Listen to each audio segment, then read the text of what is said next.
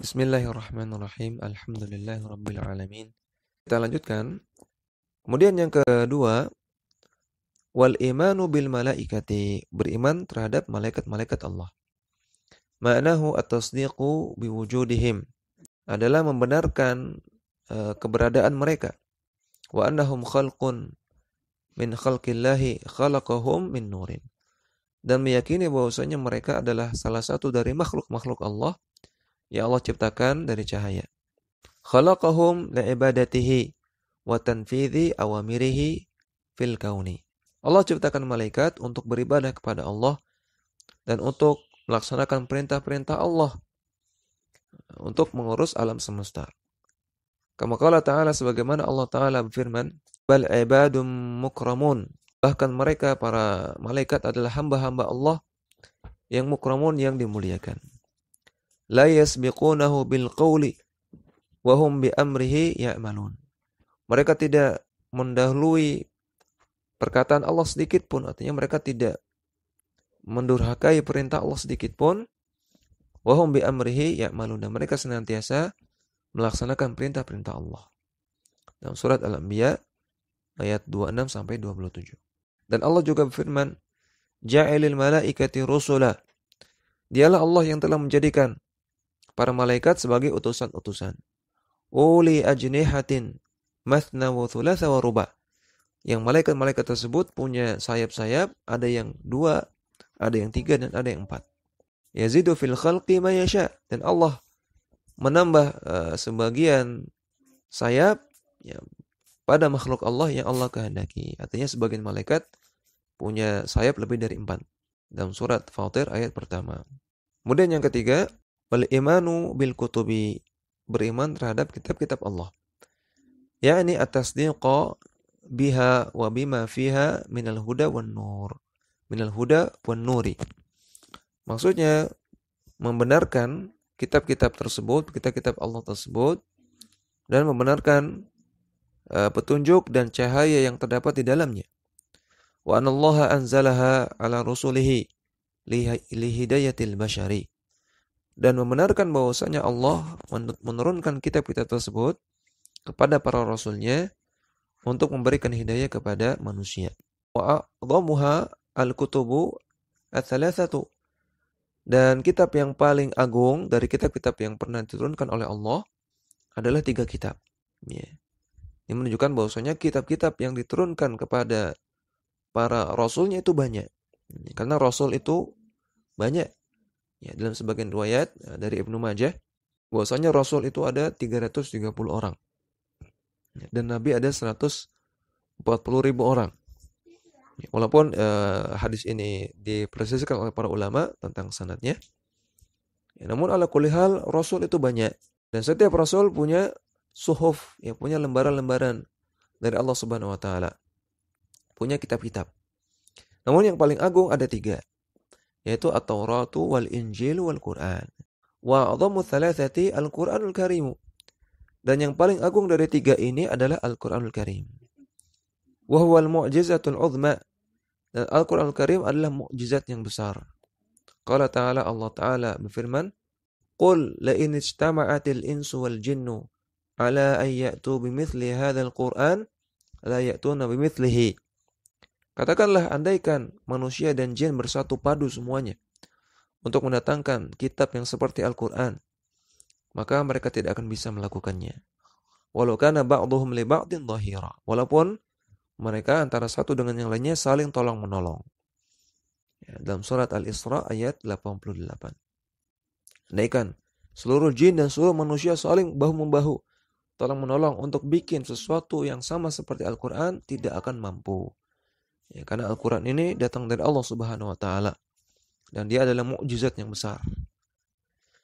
Wa yu'minu ahlus sunnati wal jama'ati bi anna al-Qur'ana kalamullahi munazzalun ghairu makhluqin hurufuhu wa ma'anihi. Dan Ahlussunnah wal Jamaah meyakini bahwasanya Al-Qur'anul Karim adalah kalamullah, adalah firman Allah, perkataan Allah. Munazzalun, yang Allah turunkan kepada nabinya Muhammad sallallahu alaihi wasallam. Ghairu makhluqin, bukan makhluk. Al-Quran itu firman Allah, perkataan Allah, diturunkan dari Allah dan bukan makhluk. Baik huruf-hurufnya maupun makna yang terkandung di dalamnya itu bukan makhluk. Namun itu bagian dari sifat Allah Subhanahu wa taala, kalamullah. Khilafan lil Jahmiyati wal Mu'tazilati. Berbeda dengan Jahmiyah dan Mu'tazilah, al-qailina bi anna al-Qur'ana makhluqun kulluhu.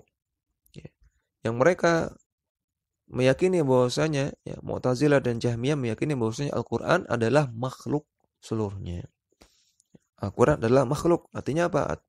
Artinya Al-Qur'an itu bukan firman Allah. Ya, bukan firman Allah, namun bisa jadi perkataan Nabi Muhammad, bisa jadi perkataan malaikat Jibril. Hurufuhu wa ma'anihi. Ya, bukan makhluk kata mereka, termasuk huruf-hurufnya dan juga maknanya. Itu bukan atau makhluk seluruhnya, huruf-hurufnya dan juga maknanya. Ini pendapatnya Jahmiyah dan Mu'tazilah. Ini keyakinannya Jahmiyah dan Mu'tazilah, ya. Dan Jahmiyah dan Mu'tazilah ini dua sekte yang menyimpang, ya, dua aliran yang menyimpang. Wa khilafan lil Asy'ariyati. Dan berbeda juga dengan keyakinannya Asy'ariyah. Ini firqah menyimpang yang lain. Wa man syabahahum al-qailina bi anna kalamallahi huwal ma'ani.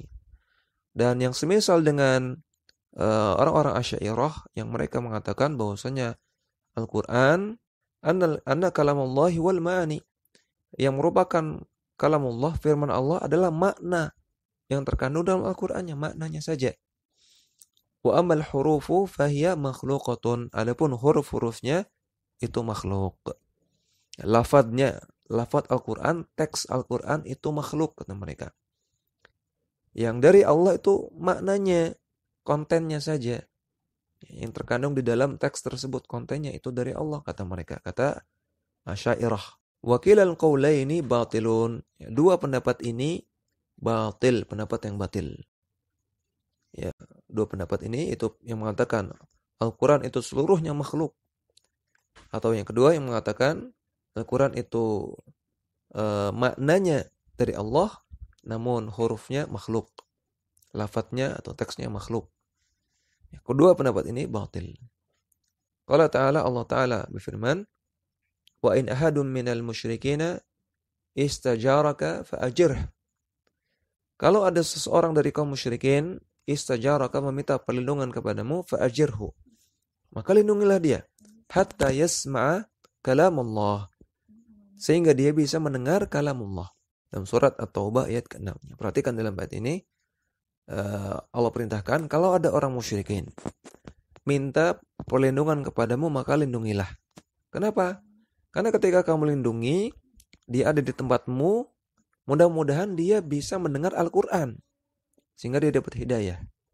Dan Al-Qur'an Allah sebut sebagai kalam Allah. Hatta yasma'a kalam Allah.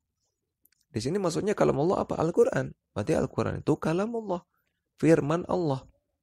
Ya, di sini Allah menggunakan kata-kata kalam. Kalam itu perkataan, firman, ucapan. Berarti Al-Qur'an itu kalam. Ya, perkataan Allah, firman Allah. Kemudian Allah juga berfirman, yuriduna ayyubaddilu kalam Allah. Ya, dalam surat Al-Fatah ayat ke-15. Mereka orang-orang zindik, mereka ingin mengubah-ubah kalam Allah. Mereka ingin mengubah-ubah apa? Al-Qur'an. Al-Qur'an Allah sebut juga dengan kalamullah dalam ayat ini. Berarti Al-Qur'an itu kalam, perkataan. Perkataan siapa? Perkataan Allah Subhanahu wa taala. Fahuwa kalamullahi la kalamu ghairihi. Maka Al-Qur'an itu adalah firman Allah, perkataan Allah, bukan perkataan yang lain.